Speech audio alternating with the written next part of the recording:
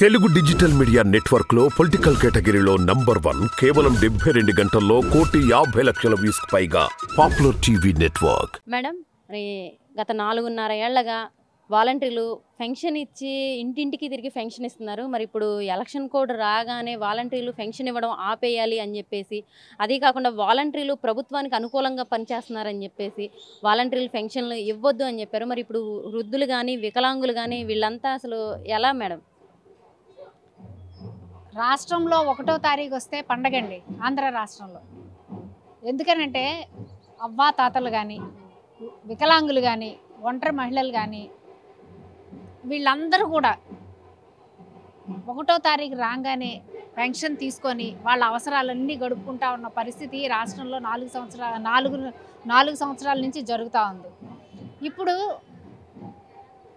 ఏదో కారణం చెప్పి ఏంటి ఎలక్షన్స్ అనే ఇంకోటనో కారణాలు చెప్పి ఈ వాలంటీర్ వ్యవస్థ అంటే వాలంటీర్ వ్యవస్థని చూస్తే అపోజిషన్కి ప్రతిపక్షాలకి వణుకు పుడతా ఉందండి. వాలంటీర్ వ్యవస్థను చూస్తూ ఉంటే ఏంటి, ఒక రాష్ట్రంలో 2,60,000 మంది వాలంటీర్లు ఉన్నారు. వీళ్ళు ఒక్కొక్కళ్ళు ఒక్కొక్క 60 కుటుంబాలకి ఒక వాలంటీర్ చొప్పున 2,60,000 మంది వాలంటీర్లు ఉన్నారండి. ఈ వాలంటీర్ వ్యవస్థను చూసి ప్రతిపక్షాల గుండెల్లో రైళ్లు పరిగెత్తుతూ ఉన్నాయి. వాళ్ళు డైరెక్ట్గా ప్రభుత్వం పెట్టే పథకాలన్నింటినీ ప్రజలకు చేరవేసేటందుకు మధ్యలో దళారీ వ్యవస్థ లేదు, మధ్యలో జన్మభూమి కమిటీలు లేవు. డైరెక్ట్గా గవర్నమెంట్ నుంచి త్రూ కుటుంబం, త్రూ లబ్ధిదారుడు, అంతే. వీళ్ళిద్దరికీ మధ్యలో అనుసంధానం చేయడానికి వాలంటీరు అది వ్యవస్థ స్థాపించారు జగన్మోహన్ రెడ్డి గారు. అలా స్థాపించిన జగన్మోహన్ రెడ్డి గారు ఆయన ఇవాళ వాలంటీర్ వ్యవస్థకు అంత పేరు వచ్చిందంటే ఊరికే వాలంటీర్లను పెట్టి చేస్తే కాదండి. వాళ్ళు ఏమేం చేయాలి అని ఒక ఆర్గనైజ్డ్గా ఒక ప్లాన్గా చేయబట్టి ఈరోజు వాలంటీర్ వ్యవస్థకు అంత పేరు వచ్చింది. ఈరోజు నిజంగా చూసుకున్నట్టయితే ఇవాళ ఏప్రిల్ 2వ తారీఖు యాక్చువల్గా ఈ పాటికి వాళ్ళ చేతుల్లో అవ్వాతాతల చేతుల్లో డబ్బులు పడిపోవాల్సింది. ఈ నెల ఆ పరిస్థితి లేదు, వచ్చే నెల ఆ పరిస్థితి ఉండదు. దీనికి కారణం ఏంటి? ఒక దుర్మార్గపు రాజకీయం. మన రాష్ట్రానికి పట్టినటువంటి ఒక దరిద్రం, ఒక దుర్మార్గం ఎవరు అని అంటే పట్టి పీడిస్తూ ఉన్నారు. ఎవరైనానంటే ఎవరో కాదు, ఈ ప్రతిపక్షాలు చంద్రబాబు నాయుడు గారి రూపంలో మనకు ఒక దరిద్రం పట్టింది ఆంధ్ర రాష్ట్రానికి. ఆయనే ఒక జేబు సంస్థను స్థాపించి, ఎప్పుడో కాదు అక్టోబర్ నెలలో జేబు సంస్థను స్థాపించి ఈ 4 నెలల 5 నెలల కాలంలోనే ఆయన మళ్ళీ పిల్లేపించి వాలంటీర్లకు వ్యతిరేకంగా వాలంటీర్ వ్యవస్థ తీసేయాలని చెప్పి పిల్లేయించాడండి. ఇదందరూ గుర్తుపెట్టుకోవాల్సిన సత్యం. వాలంటీర్ వ్యవస్థ తీసేయాలని చెప్పి పిల్లేపించి మళ్ళీ ఆయన ఏం చెప్తున్నాడు, పిల్లేపించేసేసి మళ్ళీ ఈ కరెక్ట్ ఎలక్షన్ మూమెంట్ చూసుకొని ఆర్డర్ తీసుకొచ్చాడు. వాలంటీర్ వ్యవస్థ అనేది ఉంటే రేపొద్దున నాకు ఇబ్బంది అని చెప్పి ఆర్డర్ తీసుకొని వచ్చి వాలంటీర్లు ఈ 2 నెలలు పనిచేయడానికి లేదు అని ఆర్డర్ కూడా తీసుకొచ్చింది చంద్రబాబు నాయుడు గారు, ఆయన జేబు సంస్థ.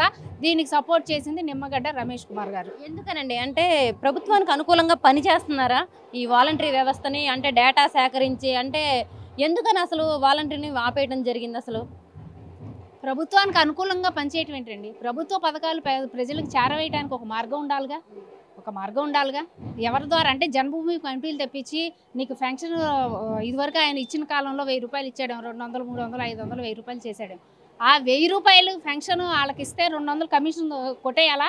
జన్మభూమి కమిటీల ద్వారా పెట్టి డైరెక్ట్గా తీసుకొచ్చి నీకు 3,000 రూపాయలు పెన్షన్ అంటే 3,000 రూపాయలు ₹1 కూడా లేకుండా డైరెక్ట్గా ఇచ్చే వాలంటరీ వ్యవస్థ మంచిదా? జన్మభూమి కమిటీలు మంచిదా? ఎందుకు దాని మీద అంత అక్కసు మీకు? మరి మీరు ఇప్పుడు చంద్రబాబు నాయుడు గారే అక్కస్తో ఆపేశారంటున్నారు. మరి అదే చంద్రబాబు నాయుడు గారు ఏంటి, పవన్ కళ్యాణ్ గారు అయితే ఏంటి, మరి సచివాలయం సిబ్బందిని ఇంటింటికి వెళ్ళి పెన్షన్ ఇవ్వండి అని చెప్పేసి కూడా చెప్తున్నారు కదా మేడం. సచివాలయ సిబ్బందిని పెన్షన్లు ఇవ్వండి అని చెప్పడానికి ఆయనకే తెలుసా? ఎవరికి తెలీదా? గవర్నమెంట్లో అధికారంలో ఉన్న వాళ్ళకి తెలీదా? ముఖ్యమంత్రి జగన్మోహన్ రెడ్డి గారికి తెలీదా? సచివాలయంలో ఉన్న సిబ్బంది ఎంతమంది ఉంటారండి? వాళ్ళు చాలకే కదా వీళ్ళని వాలంటీర్ వ్యవస్థ అనేది పెట్టి ఇంటింటికి ఇస్తుంది.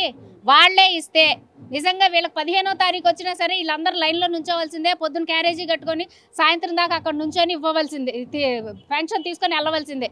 ఈ రోజు వెళ్తే ఈ రోజు పెన్షన్ వస్తుందో రాదో తెలీదు. వారం రోజులు రోజు వెళ్ళి తెచ్చుకున్న పరిస్థితిని ఇదివరకు మనం చూసాం. అది చాలకే కదా. అప్పుడు అలా ఇవ్వండి ఇలా ఇవ్వండి అని చెప్పడానికి మీకేంటండి? గవర్నమెంట్కి తెలీదా? జగన్మోహన్ రెడ్డి గారికి తెలీదా? ఖచ్చితంగా ప్రతి ఒక్క లబ్ధిదారుడికి పెన్షన్ అనేది వస్తుంది. అది కూడా 1-2 రోజుల్లో సచివాలయ వ్యవస్థ ద్వారా మీ బిడ్డ మన ముఖ్యమంత్రి జగన్మోహన్ రెడ్డి గారు ఇచ్చే ఏర్పాట్లనే చేస్తున్నారు. కాకపోతే ఇదంతా కూడా మీరు గుర్తుపెట్టుకోవాల్సిన, ప్రతి లబ్ధిదారుడు గుర్తుపెట్టుకోవాల్సింది ఒక్కటే, ఈరోజు ఏ పొరపాటు జరగకూడదు.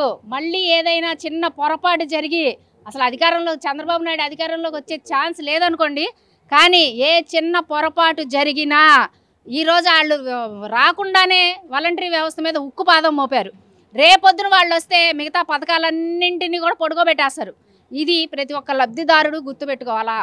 ప్రతి ఒక్కళ్ళు కూడా లబ్ధి తీసుకున్నటువంటి ప్రతి ఒక్కళ్ళు కూడా మన కూడు, మన ఇల్లు, మన కుటుంబం అని కాకుండా మన రాష్ట్రం, మన జగన్మోహన్ రెడ్డి గారు ఆయన రావాలా, మళ్ళీ మనకి పథకాలన్నీ రావాలా, మళ్ళీ మాకు ఫెన్షన్ మా ఇంటికి వచ్చి రావాలి అని అంటే అవ్వా తాతలు కానీ ఫెన్షన్స్ తీసుకున్న ప్రతి ఒక్కళ్ళు కానీ వాళ్ళు తీసుకున్నదే కాదు, వాళ్ళు 10 మందికి చెప్పి ఖచ్చితంగా మా బిడ్డ రావాలా, మా మనవడు రావాలా అని చెప్పి మీరు అందరూ కోరుకొని అందరికీ చెప్పి, ఏమండి జగన్మోహన్ రెడ్డి గారి మీద ఉన్నటువంటి అభిమానంతో, ఆయన పెట్టే పథకాల మీద నమ్మకంతో 151 సీట్లు ఇచ్చారండి ఆంధ్ర రాష్ట్ర ప్రజలు. ఇప్పుడు ఆయన చేసి చూపించాడు. కాబట్టి ఇది అంతా ఆంధ్ర రాష్ట్ర ప్రజలు గుర్తుపెట్టుకొని 175 అవుట్ ఆఫ్ 175 మీ బిడ్డకి రావాలి అని చెప్పి మనస్ఫూర్తిగా ఆశీర్వదించి ఇవ్వాలి అని చెప్పి మేము కోరుకుంటా ఉన్నాం.